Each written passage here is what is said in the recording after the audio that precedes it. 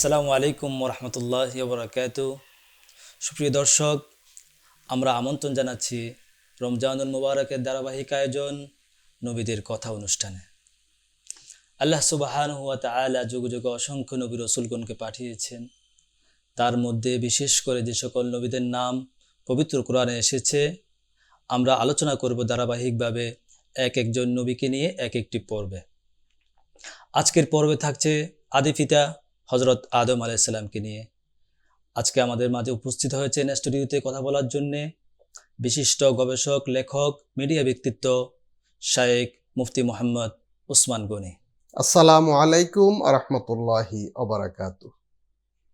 মোহতারাম, আপনাকে আমরা পেয়ে অনেক খুশি হয়েছি। আমরা আলোচনা করব হযরত আদম আলাইহিস সালামকে নিয়ে। তার আগে আমরা শুনে আসি হযরত আদম আলাইহিস সালামকে নিয়ে আল্লাহ রাব্বুল আলামিনের পবিত্র কোরআনের একটি আয়াত। أعوذ بالله من الشيطان الرجيم. بسم الله الرحمن الرحيم. وإذ قال ربك للملائكة إني جاعل في الأرض خليفة قالوا أتجعل فيها من يفسد فيها ويسفك الدماء ونحن نسبح بحمدك ونقدس لك قال إني أعلم ما لا تعلمون. صدق الله العلي العظيم. মোহতারাম, আমরা হযরত আদম আলাইহিস সালাতু ওয়াস সালাম সম্পর্কে আপনার কাছ থেকে শুনব।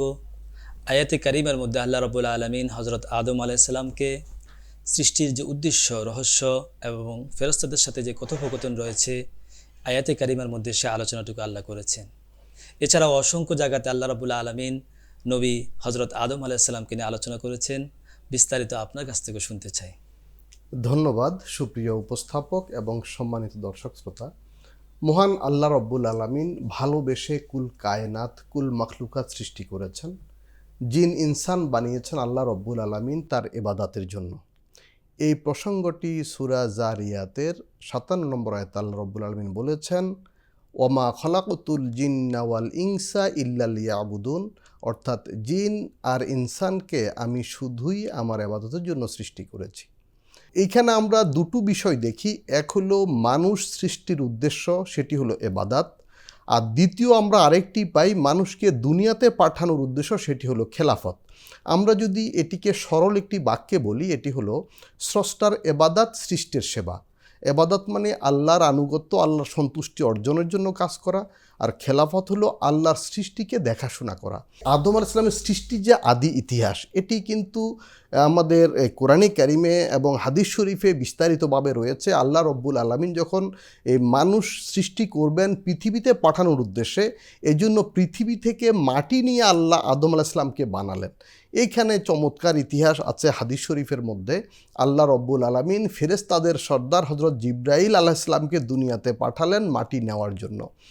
তো মাটি সেখানে অপারগতা প্রকাশ করলো, ওজরখাহি করলো এবং আল্লাহর শপথ দিয়ে তার কাছে আশ্রয় প্রার্থনা করলো যে যেন মাটি নেয়া না হয়। অর্থাৎ এখানে একটা বিরহের বা বিচ্ছেদের বিষয় রয়েছে। মাটি কিন্তু অনেক কাকুতি মিনতি করে তার কাছে মানে পানা চাইলেন, আশ্রয় চাইলেন। তখন জিবরাইল আলাইহিস সালাম নিতে পারলেন না, তিনি চলে গেলেন। আল্লাহ রব্বুল আলামিন মিকাইল আলাইহিস সালামকে পাঠালেন, তিনিও নিতে পারলেন না মাটির ওজরখাহির কারণে, কাকুতি মিনতির কারণে। আল্লাহ রব্বুল আলামিন পাঠালেন হযরত ইসরাফিল আলাইহিস সালামকে, তিনিও নিতে পারলেন না একই অবস্থায়। সর্বশেষ আল্লাহ রব্বুল আলামিন আজরাইল আলাইহিস সালামকে পাঠালেন, তিনি মাটির ওজরখাহি, কাকুতি মিনতি উপেক্ষা করে মাটি নিয়ে গেলেন। সারা পৃথিবীর বিভিন্ন জায়গা থেকে বিভিন্ন বৈশিষ্ট্যের, বিভিন্ন গুণের মাটি তিনি নিলেন আল্লাহর নির্দেশনা অনুসারে। এবং আল্লাহ রব্বুল আলামিন তার কুদরতে সেই মাটি পানির মিশেলে এই কাদা মাটি এবং সেই খামির তৈরি করলেন এবং যা দিয়ে আদম আলাইহিস সালামের দেহ অবয়ব তৈরি করলেন। এবং সেই দেহ অবয়ব নির্দিষ্ট সময় পরে আল্লাহ রব্বুল আলামিন রূহ দান করলেন, তার মধ্যে তিনি প্রাণ পেলেন, তিনি মানুষ হিসেবে অর্থাৎ সক্রিয় হলেন আল্লাহর হুকুমে। এই অবস্থায় মানুষ যে শ্রেষ্ঠ এবং ফেরেশতারা যে আপত্তি করেছিল, এখানে মানুষের শ্রেষ্ঠত্ব প্রমাণের জন্য আল্লাহ রব্বুল আলামিন মানুষকে এলেম বা জ্ঞান দান করলেন। এই প্রসঙ্গটি সূরা বাকারায় এসেছে, ওয়া আল্লামা আদম আল আসমা কুল্লাহা। আল্লাহ রব্বুল আলামিন সৃষ্টির সকল বস্তু নিচয়ের নামগুলো, বৈশিষ্ট্যগুলো, এর পরিণতি, এগুলো আল্লাহ শিখালেন। ওখানে আসমা শব্দটি এসেছে, এর মানে হলো তার উন্নতি, পরিণতি, নাম, পরিচয় সব কিছু শিখালেন, বিস্তারিত জ্ঞান দান করলেন। তারপরে তিনি ফেরেশতাদের সম্মুখে পেশ করলেন, জিজ্ঞাসা করলেন, তোমরা যদি পারো তাহলে এসবের বৈশিষ্ট্য, পরিচয়, পরিণতিগুলো বলো। ফেরেশতারা বললেন, লা ইলমা লানা ইল্লা মা আল্লামতানা, হে আল্লাহ, আপনি আমাদের যতটুকু এলেম দিয়েছেন তার বাইরে আমাদের কোনো জ্ঞান নেই, আপনি মহাজ্ঞানী, কৌশলী। তো আল্লাহ রব্বুল আলামিন আদম আলাইহিস সালামকে প্রশ্ন করলেন, তুমি বলে দাও। আদম আলাইহিস সালাম সকল বিষয় বিস্তারিত বলে দিলেন। তারপর আল্লাহ রব্বুল আলামিন বললেন ফেরেশতাদের উদ্দেশ্যে যে আদমকে তোমরা সিজদা করো, সম্মান করো। এখানে একটি বিষয় লক্ষণীয় যে ইবলিস যে শয়তান, সেও কিন্তু ফেরেশতাদের দলভুক্ত ছিল, সে ছিল মূলত জিনদেরই সন্তান। এই অবস্থায় যখন সেজদা করতে বলা হলো, সকল ফেরেশতারা সেজদা করলেন। কোরআনে কারিমের ভাষায় ফাসাজাদু ইল্লা ইবলিস, ফেরেশতারা সকলেই সেজদা করলো, কিন্তু ইবলিস সেজদা করলো না। ইবলিস আল্লাহর সাথে তর্কে গেল। ইবলিস বলল যে রব্বুল আলামিন, যে খালাকতানি মিন নার, আপনি আমাকে আগুন দিয়ে বানিয়েছেন, ও খালাকতাহু মিন তিন, তাকে বানিয়েছেন মাটি দিয়ে, সুতরাং আমি তাকে সেজদা করতে পারি না। এখানে একটা বিষয় রয়েছে যে আগুনের মধ্যে যেই ইয়ে রয়েছে, উত্তাপ রয়েছে, সেটি কিন্তু অহংকারের পরিচায়ক, উগ্রতার পরিচায়ক, এবং এটি কিন্তু আসলে কোনো ভালো গুণ নয়। আর মাটির মধ্যে যে ধৈর্য, সহনশীলতা রয়েছে, এটি কিন্তু একটি ইতিবাচক গুণ, একটি প্রশংসনীয় গুণ। এটি আদম আলাইহিস সালামের মধ্যে ছিল। এবং আরও লক্ষণীয় যে আমরা দেখি দুটি অবস্থা। বাবা আদম আলাইহিস সালাম যখন ভুল করলেন, তখন তিনি ভুল স্বীকার করলেন, তওবা করলেন, আল্লাহ কবুল করলেন। কিন্তু ইবলিস শয়তান এখানে কথা অমান্য করে যে ভুলটা করলো, অপরাধটা করলো, সে কিন্তু কখনো এই প্রায়শ্চিত্ত করে নাই, মানে তওবা করে নাই, ক্ষমা চায়নি। তো এই অবস্থায় ইবলিসকে আল্লাহ রব্বুল আলামিন বললেন, তুমি যে আমার অবাধ্য হয়েছ, আমার সাথে তর্কে লিপ্ত হয়েছ, এই জন্য তোমাকে জান্নাত থেকেও বের করলাম, তোমার এই ফেরেশতাদের এই দরবার থেকে বহিষ্কার করলাম, তোমাকে অভিশপ্ত করা হলো এই অনন্তকালের জন্য বা কিয়ামত পর্যন্ত সময়ের জন্য। ইবলিস তখন অনুতপ্ত হয়নি। ইবলিস বলল, আমাকে সুযোগ দিন, দীর্ঘ হায়াত দিন। আল্লাহ বললেন যে তোমাকে নির্দিষ্ট সময় পর্যন্ত আমি হায়াত দান করলাম। তখন ইবলিস বলল, আমি যেই আদমের কারণে অভিশপ্ত হলাম, জান্নাত থেকে বহিষ্কৃত হলাম, আমি তাকে দেখে নেব, তার আওলাদ বংশধর যারা, ওদেরকেও আমি দেখে নেব, আমি ওদেরকে বিপদগামী করব, ওরা যেন সঠিক পথে না থাকে সেই চেষ্টাই আমি করব। আল্লাহ রব্বুল আলামিন বললেন, যারা প্রকৃত ঈমানদার তাদের তুমি বিপদগামী করতে পারবে না।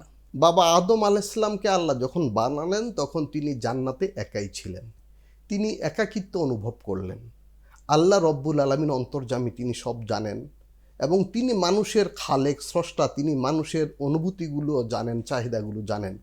তিনি আদম আলাইহিস সালাম থেকেই মা হাওয়া আলাইহিস সালামকে সৃষ্টি করলেন, যে কথাটি সূরা নিসার মধ্যে রয়েছে, ওয়া খালাকা মিনহা যাওজাহা, যে আল্লাহ রব্বুল আলামিন আদম আলাইহিস সালাম থেকে তার সঙ্গিনী বা তার স্ত্রীকে সৃষ্টি করলেন, এবং তারা দুজন জান্নাতে ছিলেন। আল্লাহর ইচ্ছা, আল্লাহর পরিকল্পনায় ইবলিস তাদেরকে প্ররোচিত করলো, প্রলোভিত করলো, এবং কুমন্ত্রণা দিল, যেটিকে আমরা প্রতারিত করলো। আল্লাহ রব্বুল আলামিন যেহেতু দুনিয়াতে পাঠাবেন, তার জন্য একটি কৌশল আল্লাহ আগে নির্ধারণ করে রাখলেন। বললেন আদম এবং হাওয়াকে যে তোমরা এই বৃক্ষের কাছে যেও না, ওয়ালা তাকরাবা হাযিহিশ শাজারা, তোমরা এই বৃক্ষের কাছে যেও না, গেলে তোমরা অপরাধী হয়ে যাবে। তো যখন ইবলিস ওনাদেরকে ইয়ে করলো, প্রতারিত করার জন্য বলল যে আপনারা যদি বেহেশতে স্থায়ীভাবে থাকতে চান বা বেহেশতের মালিক হয়ে যেতে চান, তাহলে ওই বৃক্ষের কাছে যাবেন, সেটি আস্বাদন করবেন। তো এখানে দুটি অবস্থা রয়েছে। ইবলিস আল্লাহর নামে শপথ করেছে প্রথমত, দ্বিতীয়ত বাবা আদম এবং মা হাওয়া আলাইহিমা সালাম তারা হয়তো ভেবেছিলেন ওই নির্দিষ্ট একটি বৃক্ষের কথা বলা হয়েছে, ওই জাতীয় সকল বৃক্ষের নিষিদ্ধতা ওনারা অনুভব বা অনুধাবন করতে পারেননি, এটিও মুফাসসিরিন ইকরাম বলেছেন। যাই হোক, তারা সে আল্লাহর নামে আল্লাহর শপথের নামে কারণে শপথ করার কারণে তারা এই ইবলিসের প্রতারণার ফাঁদে পড়ে গেলেন, তারা সেই বৃক্ষের ফল বা স্বাদ আস্বাদন করলেন। করার পরে আল্লাহ রব্বুল আলামিন বললেন যে তোমরা যে ভুলটা করলে, আমার হুকুম রক্ষা করলে না, তোমাদের মধ্যে আমি দৃঢ়তা পাইনি, সুতরাং তোমরা পৃথিবীতে চলে যেতে হবে এবং তোমরা আবার ঈমান আর নেক আমলের মাধ্যমে তুমি তোমার আওলাদরা আবার ফিরে আসবে। আমার পক্ষ থেকে হেদায়েত যাবে, কিতাব যাবে, নবী রাসূল যাবে, নির্দেশনা যাবে, তোমরা সেগুলো অনুসরণ করো।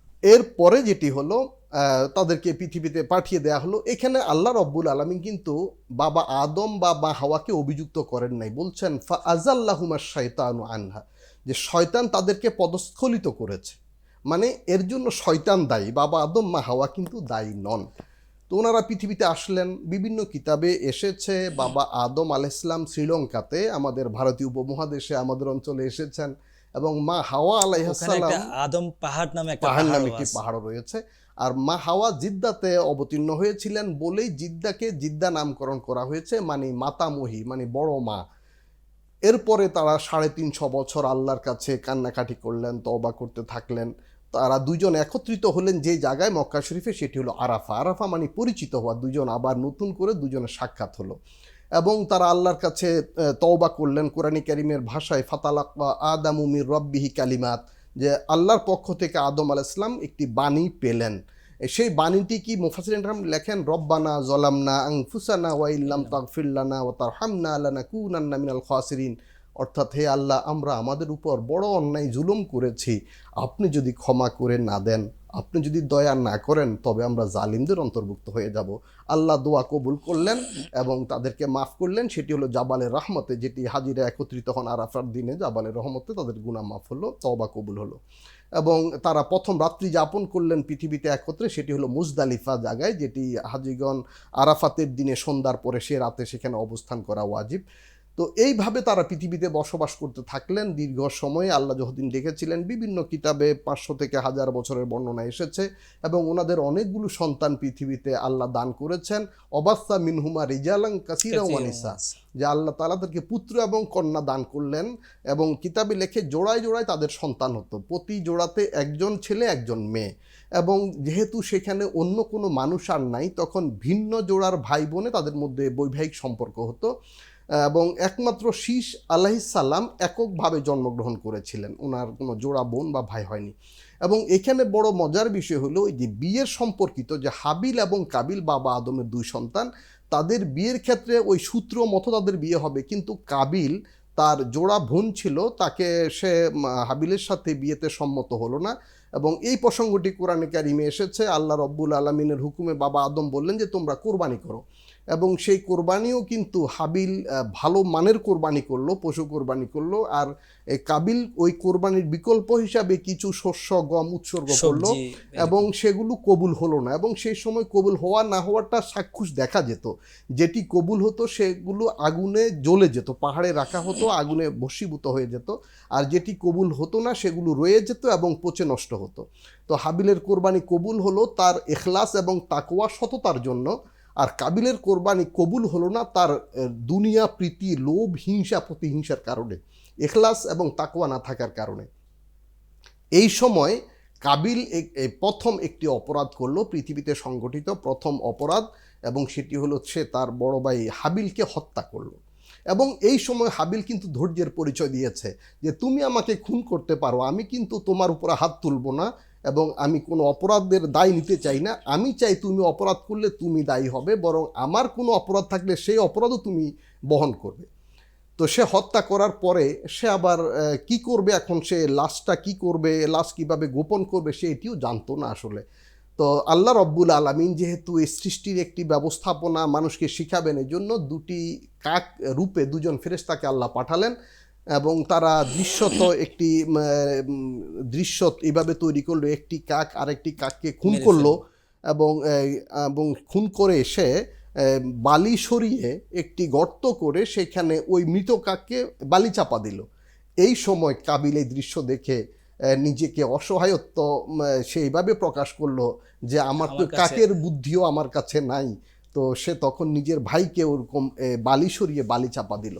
আমরা জানি পৃথিবীতে আদি পেশা কিন্তু কৃষি, এবং এই ইসলামের যেই আধুনিকতা, ইসলামের যে বিজ্ঞানের অনুকূলে ইসলামের বক্তব্যগুলো এখানে আমরা দেখতে পাই। তো বাবা আদম আলাইহিস সালাম এই কৃষিকাজে নিজে খুবই দক্ষ ছিলেন। জিবরাইল ইসলামের মাধ্যমে আল্লাহ ওনাকে এগুলো শিখিয়েছেন, এবং ওনার সন্তানরাও কিন্তু এই কাজগুলো করেছেন। আল্লাহ রব্বুল আলামিন মানুষের জন্য সারা পৃথিবীতে যত সৎ গুণাবলী, যত ভালো গুণাবলী আছে, সেগুলো একটি প্যাকেজ হিসাবে আশরাফুল মাখলুকাত বাবা আদম মা হাওয়ার মাধ্যমে পৃথিবীতে পাঠিয়েছেন। এই জন্য তিনি আদম নামে পরিচিত।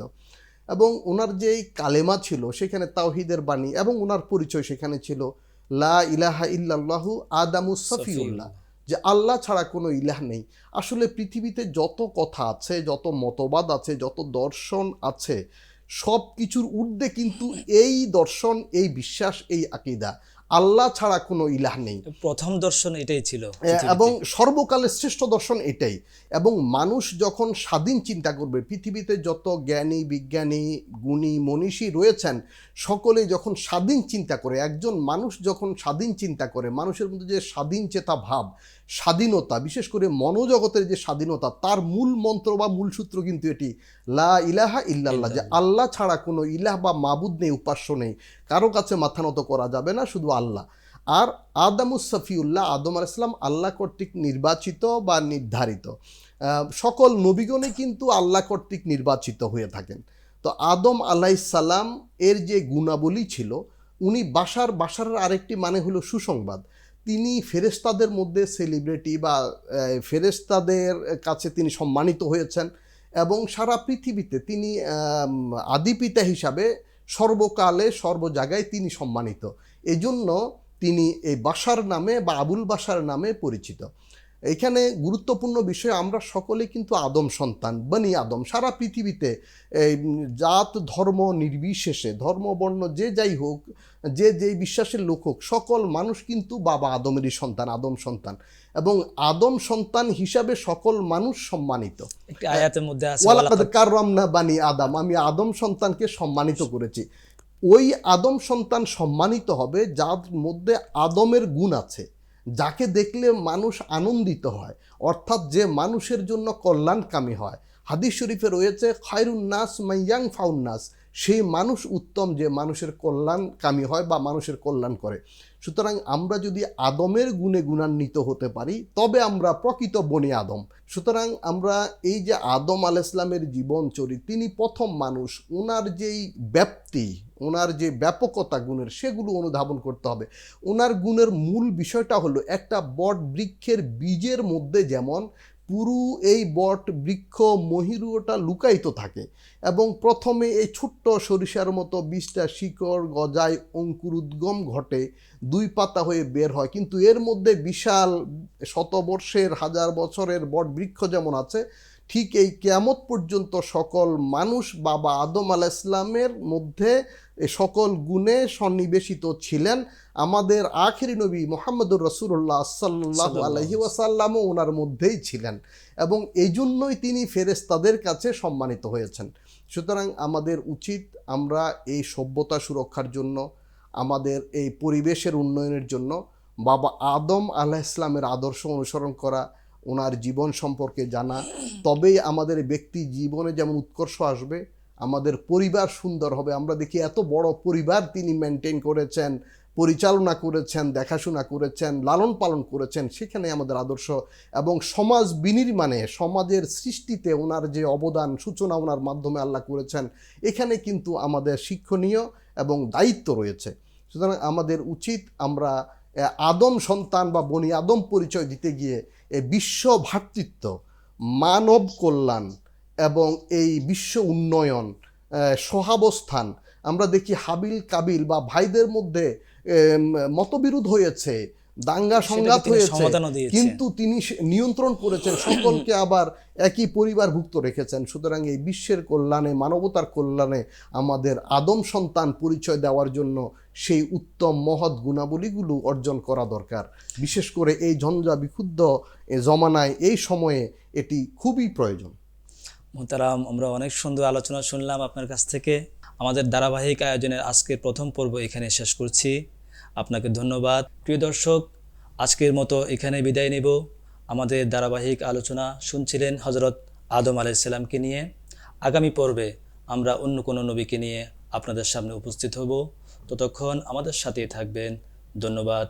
আসসালামু আলাইকুম ওয়া রাহমাতুল্লাহি ওয়া বারাকাতুহু।